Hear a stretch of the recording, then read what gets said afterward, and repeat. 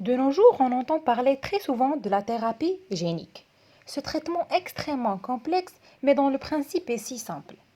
Les chercheurs, après avoir découvert la structure de l'ADN, ils ont constaté qu'il peut être parfois abîmé, d'où l'idée d'aller le réparer a été née.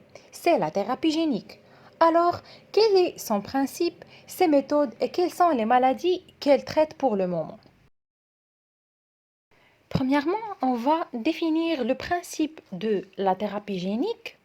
Alors, qu'est-ce que la thérapie génique? Le principe de la thérapie génique consiste à introduire du matériel génétique dans des cellules pour soigner une maladie ou surpeler un gène défectueux en cas de maladie monogénique.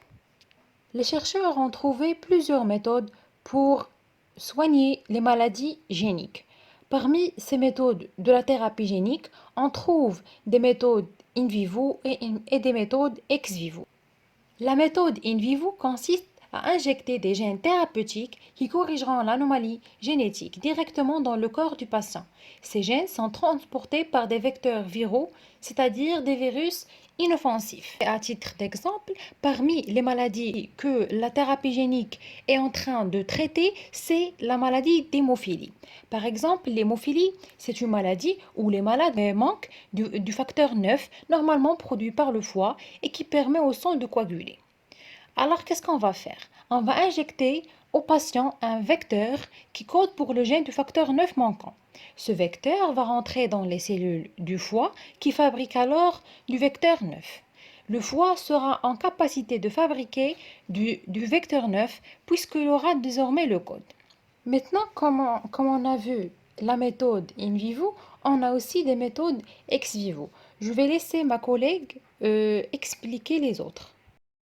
Alors, toujours dans les différentes méthodes de thérapie génique, on trouve la seconde méthode qui est ex vivo et qui consiste tout simplement à prélever des cellules chez le malade, à les modifier génétiquement en laboratoire, toujours à l'aide de vecteurs viraux, puis à les réinjecter au malade. Donc, à noter que cette méthode, elle permet de mieux contrôler les étapes, d'utiliser moins de vecteurs et d'éviter la dispersion du traitement dans des organes non ciblés. Cette solution, elle est la plus souvent utilisée pour le traitement des maladies sanguines, car il est possible de prélever les cellules à corriger par une simple prise de sang. Donc, à titre d'exemple de ces maladies sanguines, on trouve la drépanocytose qui affecte les globules rouges ou le syndrome de Wiskott-Aldrich et qui se caractérise notamment par un dysfonctionnement immunitaire et l'absence de plaquettes sanguines. Concernant les cellules immunitaires, cette méthode sert à modifier les cellules du système immunitaire comme les lymphocytes. C'est le cas par exemple de l'immunothérapie du cancer avec les CAR T-cells, qui sont des lymphocytes de patients atteints de leucémie B, prélevés génétiquement modifiés par les armées et leur permettre de tuer les cellules leucémiques puis réinjecter aux patients. Donc voici une image qui résume les deux voies de la thérapie génique qu'on vient de citer précédemment, in vivo et ex vivo.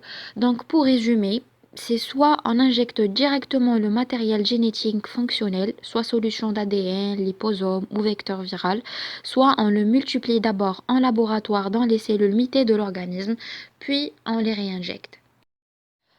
Concernant les médicaments de thérapie génique, il existe deux sortes de médicaments de thérapie génique avec des parcours distincts de développement et de réglementation pharmaceutique. On trouve les molécules simples de type oligonucléotides et qui existent depuis une vingtaine d'années, ainsi que les produits biologiques innovants. À titre d'exemple de ces produits biologiques, on trouve la gandicine et l'oncorine. La gandicine qui est un adénovirus exprimant le gène PCCON3 et qui est indiqué surtout dans le traitement de cancer de la tête et du cou. Tandis que l'oncorine qui est également un adénovirus oncolytique mais qui est utilisé en combinaison avec une chimiothérapie pour le traitement de cancer nasopharyngé réfractaire. Pour en conclure, la thérapie génique, aussi séduisante soit-elle dans son concept, elle n'en est qu'à ses premiers essais. Ces stratégies soulèvent de nombreux espoirs avec un avenir médical très encourageant. Mais elle est loin d'être utilisée en routine et doit encore faire l'objet, compte tenu des difficultés à résoudre, de travaux approfondis, de recherche et de développement. Merci pour votre attention.